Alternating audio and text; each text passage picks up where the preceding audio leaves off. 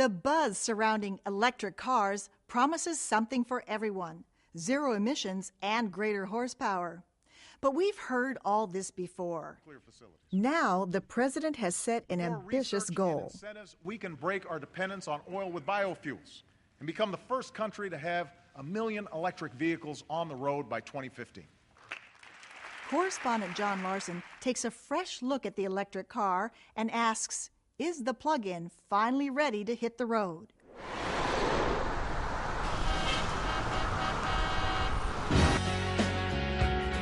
I know, you're probably wondering, what could Baywatch, that cheesiest of 90s TV shows, have to do with a story about the electric car? Well, Alexandra Paul, a star from that series, is also one of America's most committed and best-known advocates for clean, green cars. There's so many reasons to get off the internal combustion engine. The teat of the gasoline. Paul's been driving electric cars since 1989, way before being green was so hip in Hollywood. She invited us to see her newest set of wheels, the much-advertised plug-in hybrid from General Motors called the Volt. For the first 40 miles on the road, it's powered purely by electricity. For longer trips, it reverts to gasoline. It goes really fast, and it's so smooth, and it's quiet. After years of fighting to get them accepted, Paul believes electric cars have finally arrived. I'll use the Hollywood analogy since I'm from Hollywood, is that for a movie, the first weekend is crucial. And it's the same thing with these plug-in cars. The beginning, when they're first on the market, is so important. There needs to be a feeling that Americans want these cars. And the world's car manufacturers are betting on it. Electric cars hitting the streets and the showrooms range from soccer mom practical to super sporty, like the Tesla, which bolts from 0 to 60 in 4 seconds and reaches a top speed of 125 miles per hour. It represents that you can look good, go fast, and be green all at the same time. The newest models were all on display at this event at Universal Studios, where the movers and shakers of the green car movement gather. Permission to come aboard? Yes, please. Great, John Larson, hi. They were encouraging test drives, so we picked the all-electric Nissan Leaf. The knock on electric cars is that you believe they might not be quick, but it's exactly the opposite. They're really quick. The torque on the electric motor is really quite powerful. When you drive one for the first time, you'll be surprised. They're really quite fast. But the real purpose of this event was to announce big plans for the electric car's future in California. The target, 1 million plug-in and battery-powered cars on the road by 2020. Plug-in cars are cool, and best of all, they are coming to California by the tens of thousands beginning this year. Mary Nichols is the chairperson of the California Air Resources Board. Every car company has at least one attractive plug-in vehicle either already in the market or ready to hit the streets within the next year. And they see California as a good test market for that. Wait, are you feeling all this seems eerily familiar? Kind of a deja vu all over again? Well, you're right. California has embraced electric cars before and been burned. The electric car is here. In the 90s, the state established green car mandates, requiring that by 2003, 1 out of 10 cars sold in the state be an alternatively fueled zero-emission vehicle. In 1996, electric cars began to appear on roads all over California. Back then, people were betting that cars like GM's EV1, remember that, would usher in a clean, green transportation revolution in the Golden State. But it was a revolution that fizzled when California eventually repealed its ambitious green car mandates.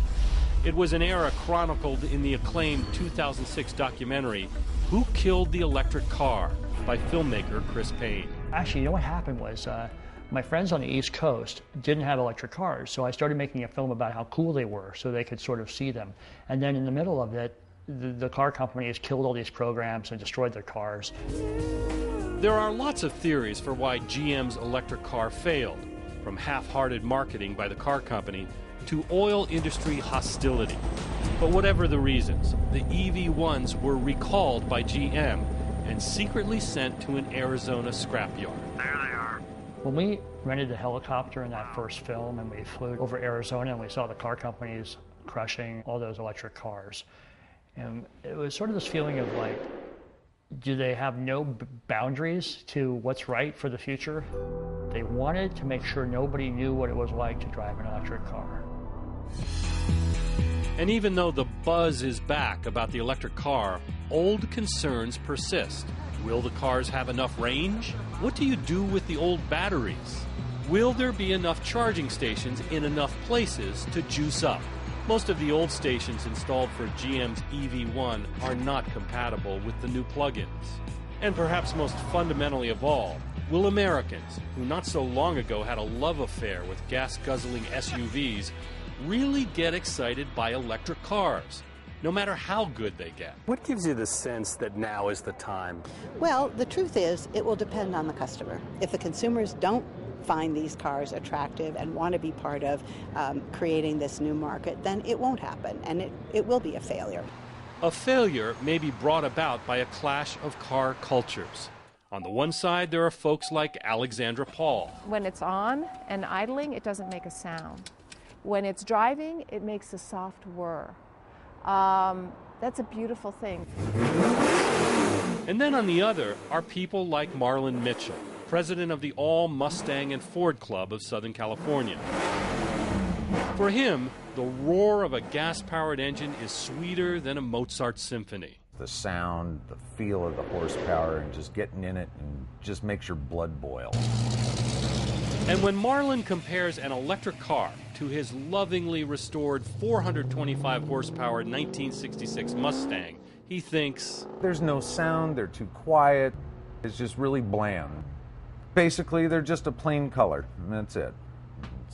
There's nothing really to them. Yeah. Marlon, like so many others, also worries about battery life and the electric car's range. I don't know how many batteries you can shove in a car to go 400 miles. Like my car, I've got a 22-gallon gas tank. I've got 440-mile range on the highway. But the range of electric cars is improving. The Tesla people say their Roadster will go over 200 miles when fully charged. And although it takes hours to charge a car now, Paul says that time will inevitably drop because of new technology. The chargers also will get better. So there is the technology now to charge on a 100-mile range electric car in 10 to 20 minutes. The biggest enemy to electric cars is fear of change. And the biggest fear of change, of course, is what we think a car is and how we use it. You want to come into it, though, again? Chris Payne, who once declared the electric car dead, is just finishing up his new film about its resurrection. Its title? The Revenge of the Electric Car. When I was growing up, like every 16-year-old wanted their own gas muscle car. What the electric car does for the car companies is it possibly re-romances the car. It goes back to the pure vision of freedom and mobility and transportation and all these things that the car industry kind of built on. Yet the question persists about electric cars. If they build them, will they drive them? I'm John Larson for SoCal Connected.